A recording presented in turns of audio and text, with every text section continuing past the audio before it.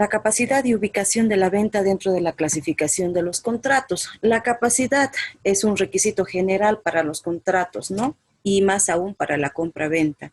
Hemos hablado anteriormente que existen dos clases de capacidades, la capacidad jurídica y la capacidad de obrar. Hemos dicho que esa capacidad jurídica se traduce en aquella idoneidad que tiene la persona para ser sujeto de derechos subjetivos.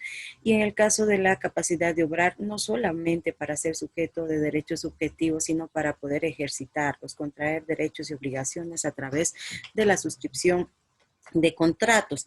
El artículo 4 de nuestro Código Civil establece que esa capacidad de obrar se adquiere con la mayoría de edad, ¿no? A los 18 años. El 590 de nuestro Código Civil establece todas las personas a quienes la ley no prohíbe pueden comprar o vender. En todo caso, si la persona tiene acreditada su capacidad de obrar, no está impedida por la ley y podrá realizar contratos de compra y venta. Esa capacidad jurídica tiene su excepción. Hemos dicho que la capacidad es la regla y la incapacidad es la excepción, ¿no?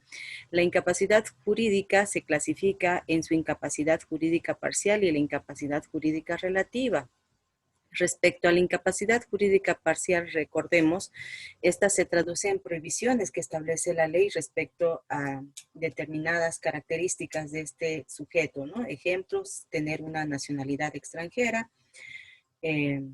La Constitución Política del Estado, por ejemplo, prohíbe en su artículo 262 que los extranjeros puedan ser titulares de derechos respecto al derecho propietario dentro de los 50 kilómetros cuadrados de frontera, ¿no? Esto lo ratifica el artículo 17 del Código de Minería.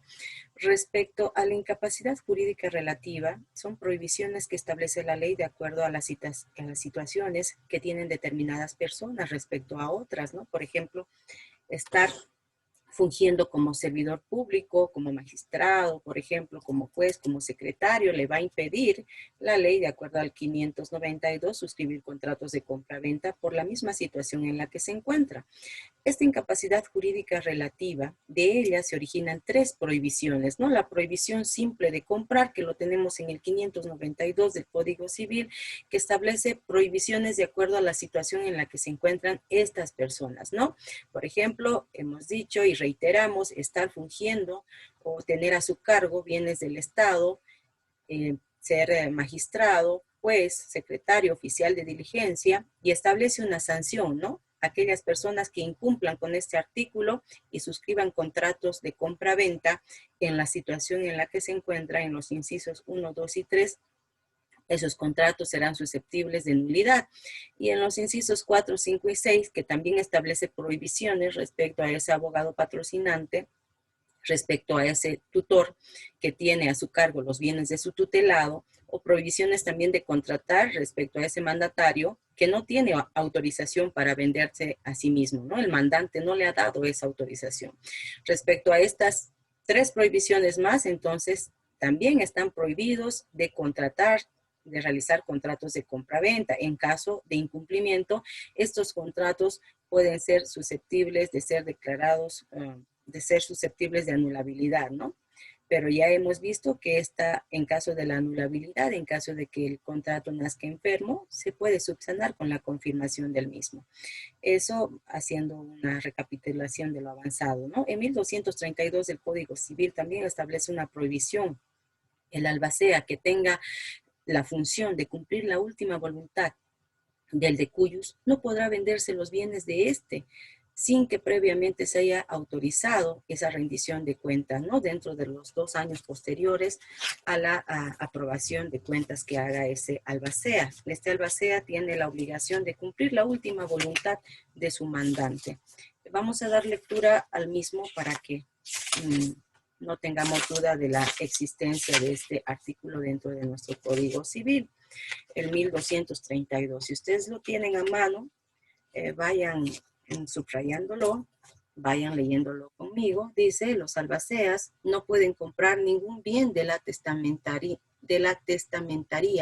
hasta 2 años después de la aprobación de sus cuentas. Es anulable la compra hecha en contravención a esta regla. Entonces, ya hemos corroborado de que existe una prohibición de comprar respecto a esta persona que se haga cargo de los bienes en testamento que haya dejado ese causante, ese de cuyos.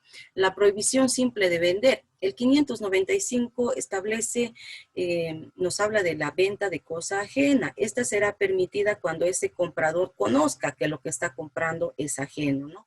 Si desconoce, el artículo 596 del Código Civil establece una posibilidad de que el comprador pueda pedir la resolución del contrato fundado en el incumplimiento culpable de ese vendedor, porque el vendedor tiene una obligación, que es transferir ese derecho propietario al comprador, asegurar que obtenga ese derecho propietario, pero si éste incumple, ¿por qué estaría incumpliendo? Porque está vendiendo una cosa ajena, no le va a hacer adquirir ese derecho propietario.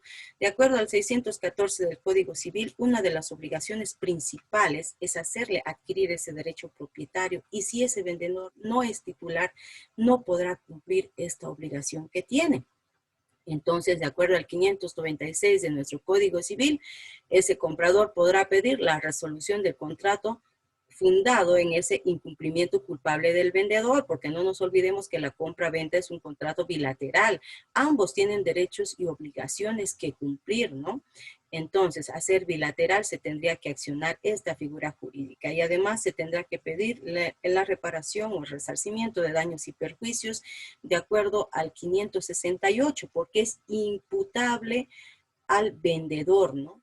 Existiría una responsabilidad de parte de este. ¿Qué sucederá si la venta es parcialmente ajena? ¿Qué figura jurídica tendría que accionar ese comprador? Vamos a dar lectura al 597 de nuestro Código Civil, que nos habla venta de cosa parcialmente ajena. Cuando la cosa es solo parcialmente ajena, el comprador puede pedir la resolución del contrato o el resarcimiento del daño, conforme al artículo anterior, si de acuerdo a las circunstancias el comprador no hubiera adquirido la cosa sin la parte de la cual no ha llegado a ser propietario. En caso contrario, puede pedir la reducción en el precio, además del resarcimiento. Ejemplo, una persona A decide vender la totalidad de su inmueble de 200 metros cuadrados al señor C. El señor C considera que A es el único titular del bien. Sin embargo, A es copropietario con su hermano B. Cuando C, que es el comprador, se entera de que existe otro copropietario, este podrá accionar dos figuras, ¿no? La resolución del contrato más el resarcimiento de daños y perjuicios, o pedir la rebaja del precio. ¿Por qué? Porque no adquirió la titularidad de la totalidad del inmueble, sino solamente la alícuota parte que le correspondía a A. Entonces no hay equiparación de prestaciones respecto a lo que él pagó con lo que recibió. Tiene esas dos opciones, ¿no? La resolución del contrato más el resarcimiento, o la reducción del precio, si es que él quiere siempre quedarse con ese bien inmueble, con esa alícuota que le transfirieron, ¿no? Pero si el comprador conoce que lo que compra es cosa ajena y prospera la resolución del contrato, solo tiene derecho a la restitución del precio. ¿Por qué? Porque él conocía que lo que estaba comprando era ajeno, entonces no podrá pedir la reparación o el resarcimiento de daños y perjuicios, sino solamente podrá pedir que se le devuelva lo que él ha pagado, ¿no? El precio que ha pagado. El 598 nos habla de otra figura que hay que tomarla en cuenta, y que si está estipulado en el contrato, ese comprador perderá hasta la oportunidad de pedir el precio que ha pagado, ¿no? Dice, conocimiento del carácter ajeno de la cosa. Si el comprador sabía que la cosa era ajena, solo podrá pedir la restitución del precio cuando no se ha convenido en que la venta es a su riesgo y peligro. Ejemplo, el señor A es hijo de un señor que está enfermo en el hospital, sabe que pronto va a morir, es más, los médicos le han dicho que vayan preparándose, su padre pronto morirá. Entonces, él ya se imagina que se abrirá la sucesión hereditaria y por tanto, él heredará los bienes de su padre. Ante la necesidad que tiene, él decide realizar un contrato de promesa de venta futura con el señor C. Sin embargo, y el señor C hace un adelanto, ¿no? El 50% de lo que cuesta ese bien inmueble, esperando que el señor que esté en el hospital fallezca, pase el tiempo, pero este no fallece, sino más bien se recupera, sale del hospital convencido de que la vida le ha dado una segunda oportunidad y decide vender ese bien inmueble para dedicarse a viajar por el mundo. El comprador conocía que no se había abierto la sucesión, conocía que A no era heredero, ni siquiera se había muerto su causante, entonces, ¿qué derecho iba a recibir de él?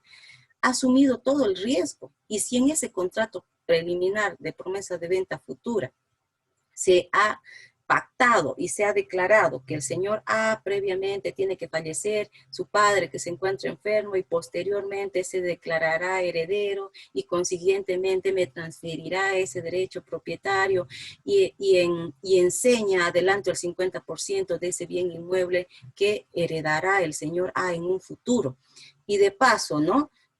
Pone que correrá con todos los gastos respecto a la declaratoria de herederos. Este está asumiendo el riesgo y el peligro de realizar un contrato de compra-venta bajo estas características. Entonces, de acuerdo al 598, este incluso podría perder el derecho de reclamar la devolución de ese precio que ha pagado, que ha dado en adelanto, ¿no? Entonces, el abogado tiene que estar atento al momento de realizar una orientación al cliente, ¿no? Respecto al contrato que está realizando, advirtiéndole que él al realizar este tipo de contratos se estaría poniendo en riesgo y peligro, y además que conoce, ¿no? Que ni siquiera ese vendedor es el titular de ese derecho. ¿Qué sucederá si compramos cosas grabadas con cargas? De acuerdo al 599, si la cosa vendida está grabada con cargas o con derechos reales o personales no aparentes y no declarados en el contrato de el comprador que no haya tenido conocimiento de ellos, puede pedir la resolución del contrato o la disminución del precio, de acuerdo al artículo 597. Entonces, tiene también esa posibilidad. Es necesario, como siempre les he repetido, que la persona se cerciore de que quien está vendiendo, el oferente, sea el titular de ese derecho propietario. ¿Y cómo se va a convencer de que él es el titular? Yendo a las oficinas de derechos reales, yendo a tránsito, yendo a la alcaldía, con esa placa de ese vehículo, con el nombre completo. Si va a derechos reales, mínimamente con el nombre completo del oferente, del vendedor, para cerciorarse.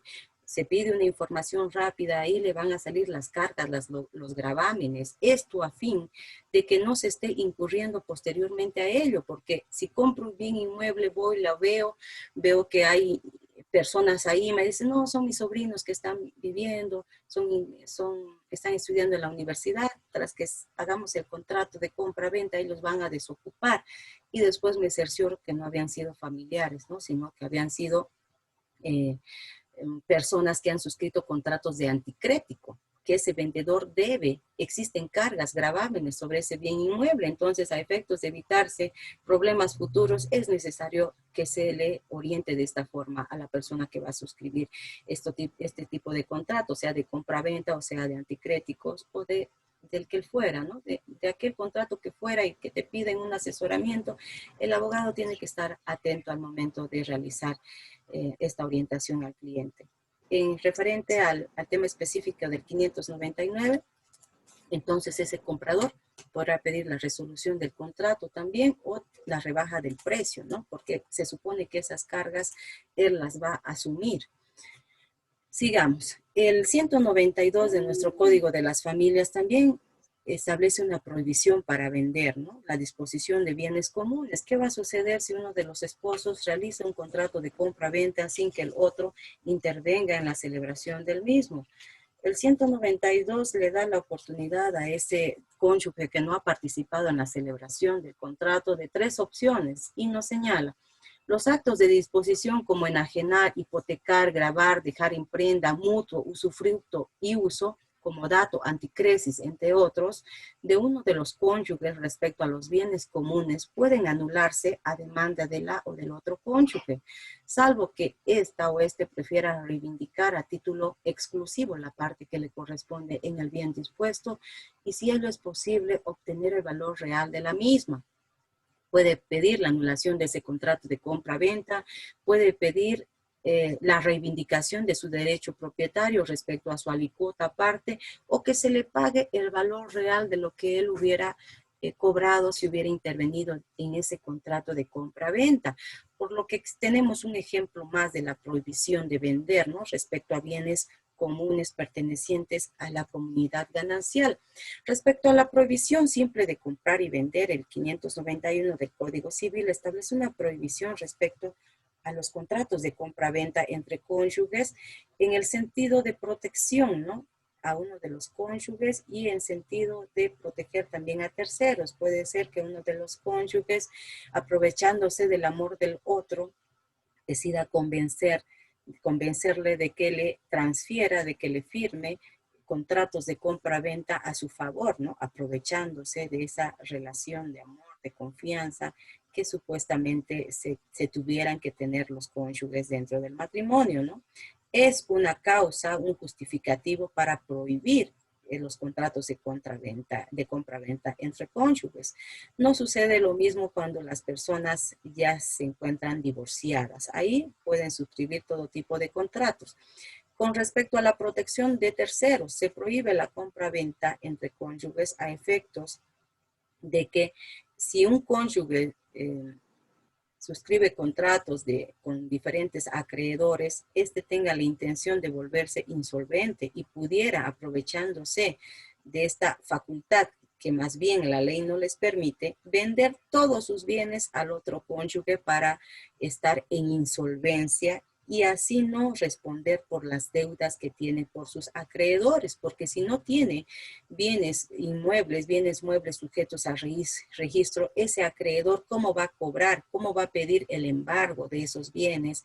¿Cómo va a pedir la subasta de esos bienes si no tiene nada a su nombre? Entonces, a fin de precautelar esos derechos que pudieran tener los terceros, no se permite la compra-venta, los contratos de compra-venta entre cónyuges. La ubicación de la compra-venta dentro de la clasificación de los contratos. Según los requisitos de formación es consensual, se perfecciona con el consentimiento de las partes contratantes. No exigen formalidad, a excepción de lo anteriormente avanzado, ¿no? Para fines de oponibilidad, para el fin de registrar nuestro derecho propietario de acuerdo a la práctica que se realiza. Hemos dicho que en los contratos de compra-venta de inmuebles, estos se tendrán que hacer mediante documento público dirigido al señor notario de fe pública o mediante documento privado reconocido ante notario de fe pública, y en el caso de bienes muebles sujetos a registro de los vehículos, precisamente se tendrá que hacer también en minuta, ¿no? Dirigido al señor notario de fe pública en documento público. Esto con fines de oponibilidad y registro de nuestro derecho propietario y así dar publicidad de nuestro derecho. Los requisitos, según los requisitos de fondo, es individual, va a surtir efecto solo entre las partes que intervengan en ese contrato de compra-venta. Puede ser de libre discusión. Las partes acuerdan sobre las cláusulas que se van a establecer en el contrato de compra-venta o de adhesión, cuando el contrato ya está hecho y una de las partes se adhiere al mismo. Ejemplo, una persona decide comprar un lote de terreno, pero a plazos de la urbanización El Cairo. Estas urbanizaciones ya tienen formatos de compra-venta, ¿no? Y ese interesado comprador decide adherirse a ese contrato. Por el contenido tenemos que es bilateral de acuerdo a la reciprocidad, ¿no? Existen derechos y obligaciones para ambas partes contratantes. Con el fin perseguido es oneroso. Hemos hablado que una de las características de la compra-venta es el pago del precio en dinero. Por tanto, el fin perseguido es oneroso. Sus efectos son instantáneos. Las partes saben que al momento de suscribir el contrato, qué es lo que se están entregando, qué es lo que están buscando. Ya hemos dicho que la causa de las obligaciones en el caso de los contratos de compra-venta siempre va a ser la misma. Una de las partes busca obtener ese derecho propietario y la otra busca el pago del precio en dinero. Las partes saben qué es lo que van a obtener al momento de suscribir ese contrato de compra-venta, aunque puede ser de tracto sucesivo. En los contratos de compra-venta con reserva de propiedad se está cumpliendo en el tiempo, ¿no? A medida que voy pagando mis cuotas cada mes, voy cumpliendo el mismo y se perfeccionará al momento en que pague mi última cuota. Así tendré el derecho de exigir la minuta definitiva, la entrega de los documentos, la entrega de la cosa, ¿no? Entonces, es un ejemplo de un contrato de compra-venta de tracto sucesivo. Por las reglas de interpretación es nominado, lo tenemos expresado en nuestro Código Civil a partir del 584 al 650 de nuestro Código Civil. Respecto a los vicios y ocultos y la evicción, ¿a qué nos referimos a esto? ¿Qué se refiere esto? Bueno, los vicios son los defectos que pueden tener o recaer sobre la cosa, ¿no? Que impidan a ese comprador disfrutar del objeto, de la cosa que ha comprado. Los defectos tienen que ser de tal magnitud que van a disminuir la utilidad del objeto que se ha comprado y del valor de la cosa vendida. Los efectos pueden ser anteriores a la suscripción del contrato de compra-venta o coetáneos al momento de formar ese contrato.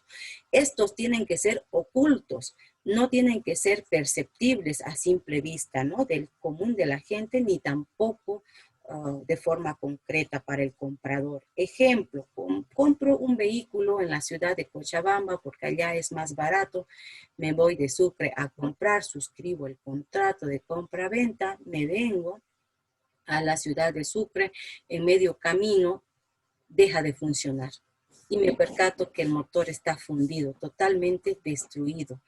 Este defecto, este vicio es oculto. El vendedor nunca me dijo que tenía ese problema este vehículo. Yo desconocía de este vicio oculto y además que no lo llevé al mecánico. Por tanto, para mí, que no conozco de mecánica, era imperceptible, ¿no? Y además, este hecho de que este vicio sea oculto disminuye su valor. Si he comprado a $10,000 con un motor fundido, imposible que valga eso, ¿no? Porque prácticamente lo demás no sirve sin el motor. Ha disminuido su utilidad. Sin motor no voy a poder manejar. ¿Para qué sirve el vehículo? ¿Para qué lo compré? Para manejarlo, para posteriormente venderlo. Ha disminuido su utilidad, ha disminuido el valor de la cosa vendida. Este defecto o los defectos generalmente son anteriores, ¿no? En el caso de vehículo, ¿qué sucede? Quiero vender mi vehículo. Como lo choqué, lo voy a llevar al chapista, le voy a dar una buena pintada y lo voy a poner a la venta. Generalmente son anteriores. Rara vez son coetáneos, ¿no? Al momento de realizar ese contrato. Y como les digo, tiene que ser ocultos, imperceptibles. No será lo mismo que un mecánico compre un vehículo. Se supone que él tiene que tener, y todos los compradores tienen que tener la mínima diligencia a la hora de comprar algo. Refiriéndonos en este ejemplo específico del mecánico, este no podrá decir que desconocía o que ese vicio ha sido imperceptible para sus ojos. ¿Por qué? Porque él tiene esa profesión, tiene ese oficio, por tanto estaría absuelto ese vendedor de responder por ese vicio supuestamente oculto. Además, tomar en cuenta que todo comprador tiene la obligación de hacer la mínima diligencia para no ser engañado. Hemos dicho que se permite el tema de las ofertas exageradas, ¿no? Este vehículo que es nuevo y además que tiene alas, que puede volar, que te ofrezcan así, no está prohibido. Pero el comprador tiene que cerciorarse que lo que le están ofertando tiene esas características para no hacerse engañar, ¿no? Entonces, el 631 de nuestro Código Civil nos habla de la exclusión legal de la responsabilidad y nos dice, no procede responsabilidad cuando los vicios de la cosa vendida son fácilmente reconocibles o cuando el comprador los conocía o debía conocerlos. El 635 del Código Civil establece un plazo específico para demandar y nos dice el derecho a demandar la resolución del contrato o la disminución en el precio prescribe en el término de 6 meses computables desde la entrega de la cosa. Por ello es necesario tomar en cuenta esto, lo del plazo, ¿no? Respecto a la evicción, bueno, cuando un comprador es interrumpido en su útil posesión, podrá llamar a ese vendedor a que venga a cumplir con una de sus principales responsabilidades, que es asegurar que ese comprador no tenga perturbación en su posesión. Tendrá que venir a la evicción y saneamiento de la cosa vendida.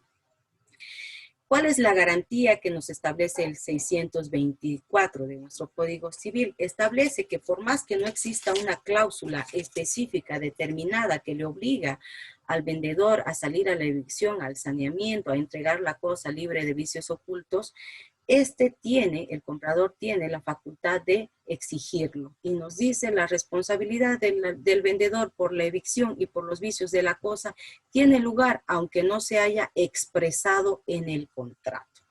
Como les digo y reitero, tomar en cuenta el artículo 635 respecto al plazo. El plazo que establece es de 6 meses a partir de la entrega de ese objeto, de ese bien. El artículo 58 de nuestro Código Civil, que se refiere, hace mención también a la evicción, no establece un plazo específico respecto al tiempo que tiene o al plazo que tiene ese vendedor de salir a la evicción.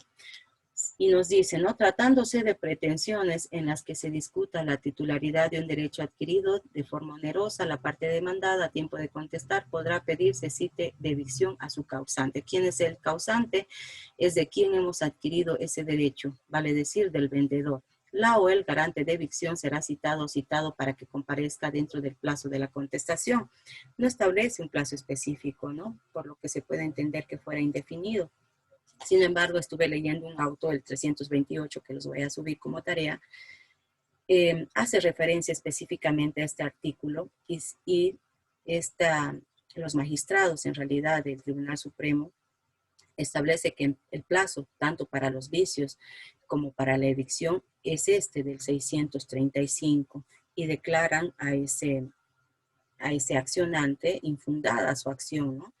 Porque no ha cumplido con lo establecido del 635. Por ello, hay que tomar muy en cuenta que cuando un cliente viene a pedirte asesoramiento, preguntarle hace cuánto tiempo le han entregado la cosa, hace cuánto tiempo se ha dado cuenta de que existía ese vicio o ha sido perturbado en su posesión para accionar esto de la resolución del contrato por incumplimiento culpable o la reducción del precio. Habríamos terminado con nuestro tema del día de hoy. Voy a dar paso a las